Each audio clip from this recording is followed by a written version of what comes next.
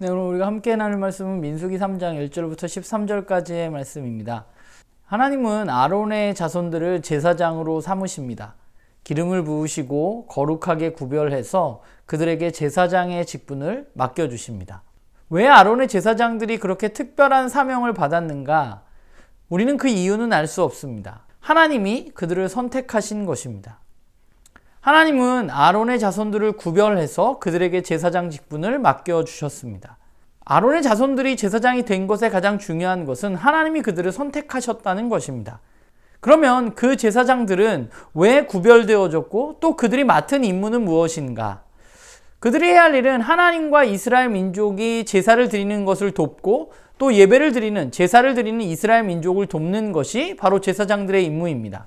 사실 누가 보기에는 전쟁에서도 제외되고 그 일만 하는 것이 특권일 수 있습니다.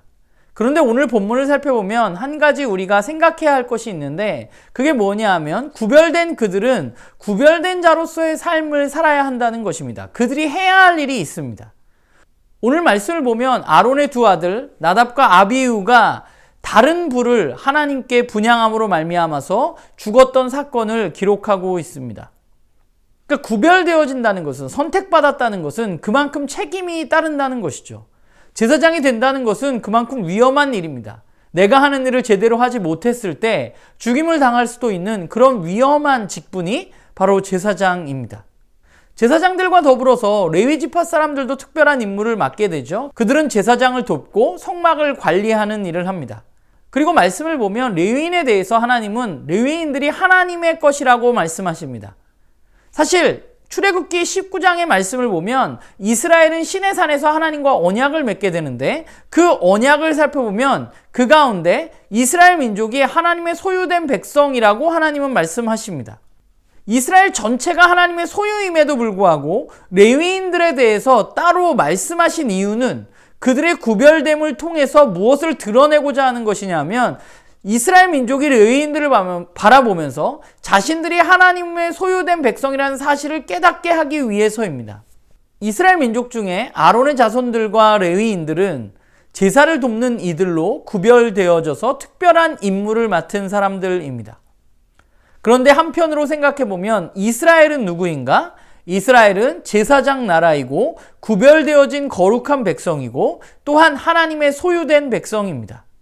그것이 이스라엘과 하나님의 언약의 핵심입니다.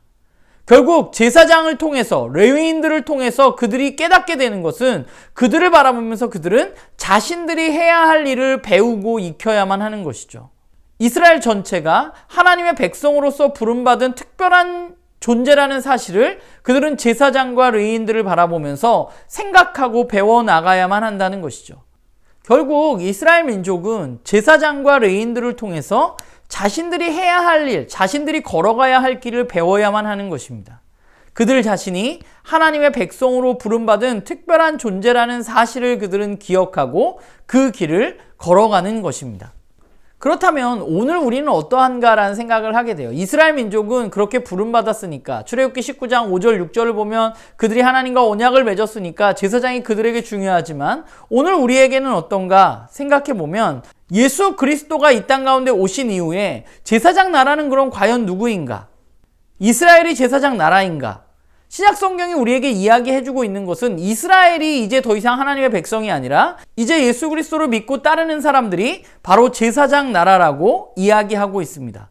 우리가 잘 아는 베드로전서 2장 9절의 말씀을 보면 우리가 그것을 알 수 있죠. 너희는 택하신 족속이요 왕같은 제사장들이요 거룩한 나라요 그의 소유가 된 백성이라고 우리의 정체성을 이야기하고 있습니다.